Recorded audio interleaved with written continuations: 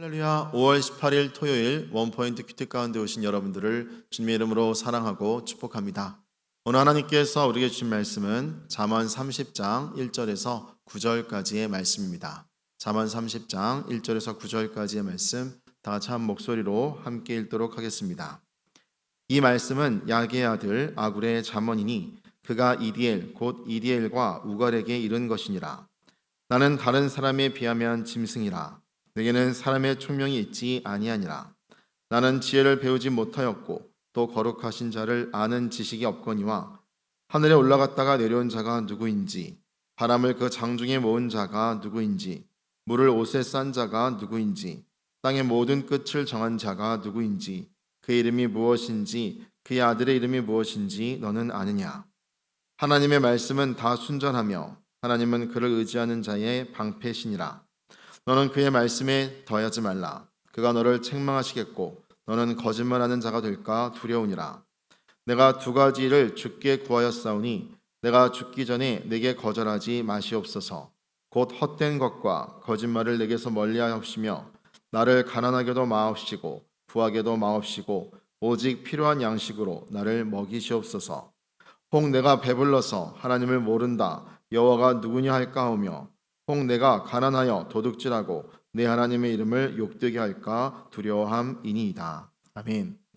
이 시간 거룩하신 자를 아는 지식이라는 제목으로 담임 목사님께서 큐티 인도해 주시겠습니다. 할렐루야. 자, 오늘 5월 18일 토요일입니다. 정말 계절이 따뜻하기 시작하고 여러분 이제 삼남한성의 강렬한 녹음이 우거지고 있습니다. 저 녹음이 너무 진해지면 흑녹음처럼 세상이 다 검록색으로 변하는 걸 보게 돼요. 자, 그러다가 어느 순간에 빨간 단풍이 오면서 또 다른 동토를 우리는 볼 수밖에 없어요. 그때 가을의 열매가 동토를 지나게 합니다. 그러므로 이 봄의 파종, 여름의 여러분 성장, 가을의 열매, 이 과정은 하나님이 끊임없이 우리 인생을 향하여 주는 살아있는 메시지예요. 너는 파종할 때 파종했느냐? 너는 입술의 열매, 찬미의 열매, 하나님께 영광 돌리는 열매를 맺었느냐? 그리고 마지막에 심판의 날을 준비하고 있느냐 하는 거예요. 오늘 지혜자는 청기를 보고 계절을 보고 하나님의 손길을 느끼게 되고 알게 됩니다. 이게 지혜입니다. 잠언은 우리에게 삶의 지혜를 줍니다. 여기 나오는 아굴이라는 사람, 하나님께 절박하게 구하는 것은 진정한 하나님의 지혜를 그는 구하고 있어요. 자, 여기 1절에 이렇게 본문은 시작합니다. 이 말씀은 야게의 아들 아굴의 잠언이니 그가 이디엘 곧 이디엘과 우갈에게 이른 것이니라. 이 두 사람은 아마 아굴의 아들들일 수 있고요. 아마 제자들일 수 있겠습니다. 그런데 어쨌든 이 아굴은 아주 중요한 것을 하나 고백합니다. 첫째는 뭔가 하면 나는 아무것도 모른다. 특별히 하나님을 모른다는 자기 고백이에요. 이 사람이 희망이 있는 사람이죠. 자기가 죄인인 것을 모르는 사람은 지옥 갑니다. 그러나 자기가 죄인인 걸 아는 죄인은 천국 갑니다. 바리새인이 자기가 죄인인 줄 모르고 끊임없이 의로움을 주장했어요. 인간의 의로서는 하나님을 결코 시킬 수 없는 거죠. 오늘 여기 2절 보세요. 나는 다른 사람에게 비하면 짐승이라. 자, 이사야 1장의 말씀이 기억나지 않습니까? 손은 주인을 알고 말도 주인을 알건만은 이 사람은 주인을 모른다 할 때 짐승 이하의 존재됨을 이사야서에서 지적을 하는데 나는 우매무지하오니 짐승입니다 라고 말할 수 있는 것은 하나님에 대해서 나는 다쳤습니다. 모릅니다.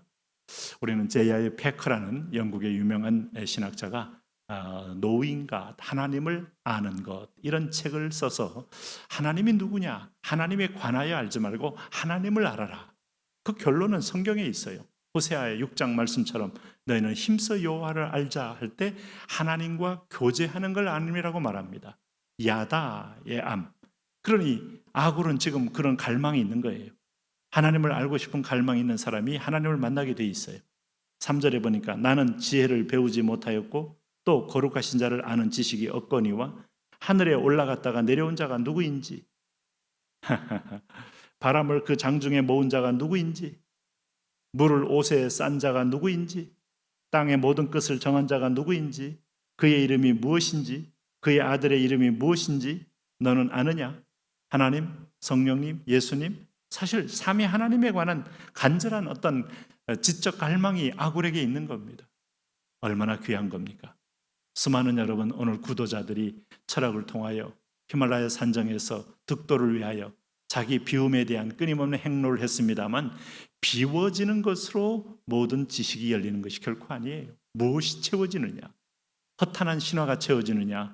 모랄론적인 모든 사물에도 이 영혼이 깃들어 있다는 그런 애니미즘이 채워지느냐? 아니면 오늘 바람을 장중에 모은 자, 하늘에 올라갔다 내려온 자, 오늘 땅의 모든 것을 정한 자, 이분은 창조자 하나님이시죠. 이 하나님이 채워지느냐? 이게 나의 진정한 삶을 결정합니다. 요즘 우리 초등학교 교과에 이미 벌써 진화론이나 이런 어떤 면에서 인본주의 교육이 전제가 되고 있으니까 마치 그것이 진리처럼 이렇게 믿는 신화, 이게 얼마나 북한의 김일성 세뇌와 똑같습니다. 오늘 북한은 김일성 세뇌로 가득 차 있지만 오늘 이 땅은 거짓된 진화론으로 가득 차 있어요. 하나님을 제거하는 게 인본주의예요. 인본주의. 둘 다 여러분 다 망하는 길로 가는 겁니다.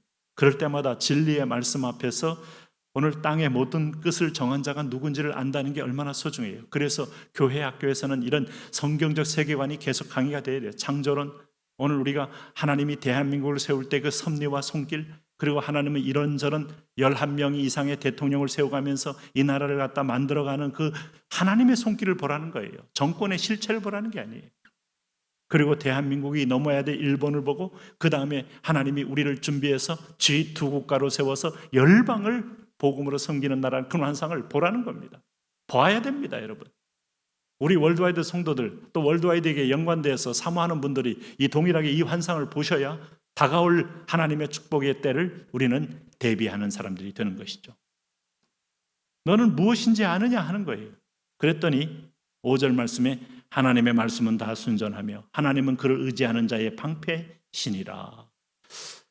하나님에 대해서 던진 질문 속에 그는 하나님 말씀에 대한 그의 고백을 하고 있어요.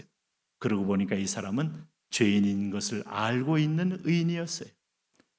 하나님을 알고 있는 무지한 자였어요. 그러므로 이에게는 희망이 있는 거죠. 그래서 6절에 보세요. 너는 그의 말씀에 더하지 말라. 그가 너를 책망하시겠고 너는 거짓말한 자가 될까 두려우니라. 이게 이제 얼마나 하나님 말씀에 대한 분명한 영감과 하나님의 임재를 알았으면 이런 고백을 했겠습니까? 네, 잘 모릅니다만 하면서 성경 100도 읽었습니다. 그 가운데 가는 줄마다 다 언더라인이 돼 있고 내게 행한 TP, Tried and Proved, 이게 무디의 지식이에요. 학교에서 배운 지식이 아니라. 그래서 400명의 박사들을 일거에 녹여버린 무디의 메시지에는 성령의 능력이 있는 말씀이었죠. 네? 인간의 지성을 뛰어넘는 하나님의 권세가 그들에게 임했다 이 말입니다. 그래서 7절에 내가 두 가지를 주께 구합니다. 첫째는 뭔가 하면 거짓말을 내게 멀게 하옵소서. 우리는 여러분 거짓말과의 싸움이고 거짓과의 싸움입니다. 하나님 앞에 정직하는 것은 나를 정확하게 보는 거예요. 사람이 크게 보이면 절대로 정직한 사람이 되지 않습니다. 모든 상황에서 하나님이 크게 보여야 돼요. 고람되어. 두 번째는 뭘까요? 나를 소유에 관한 얘기입니다. 가난하게도 마옵시고 부하게도 마옵시고 오직 필요한 양식으로 나를 먹이시옵소서. 결국은 인생은요, 적당함을 누리는 자가 행복한 자예요. 지나치게 부요해서 그 부요에 끌려다니는 사람도 불행하고 지나치게 부족해서 늘 근근히 결핍을 느끼면서 갈증만 느끼는 사람도 사실은 행복하지 않아요. 오늘 내게 부하게도 빈하게도 마옵시고 필요한 양식으로 나를 먹이시옵소서. 이러면 됐죠. 내일 일을 왜 걱정하고 미래를 왜 우리가 다 염려를 미리 가압을 해서 오늘 현재의 염려로 삼습니까? 하나님이 생명은 하나님께 속한 것인데 은퇴하시는 분들 저도 물론 인생이 마지막 인생 은퇴가 있잖아요. 그럴 때 겁이 날 수도 있고 걱정이 될 수 있지만은 오늘 아굴 같은 기도를 통하여 우리가 맡기는 것이 대안입니다. 그는 왜 적당함을 구했을까? 9절에 솔로몬이 구한 것과 똑같습니다. 지혜는 이렇게 같이 통하는 겁니다. 내가 배불러서 하나님을 모른다. 여호와가 누구냐 할까 하며 이게 바로 보통 일반적인 하나의 패턴이에요. 배부르고 여유롭고 잘 되면 하나님 안 찾는다니까요. 인간의 본성은 본질상 진노의 자식이라니까요. 당신에게 하나님 찾는 끈이 고난이요 결핍이요 그리고 나서 필요라는 사실을 왜 인정 안 합니까? 인정할 수밖에 없죠. 두 번째, 혹 내가 가난하여 도둑질하고 내 하나님의 이름을 욕되게 할까? 그래서 이게 맞는 말이에요.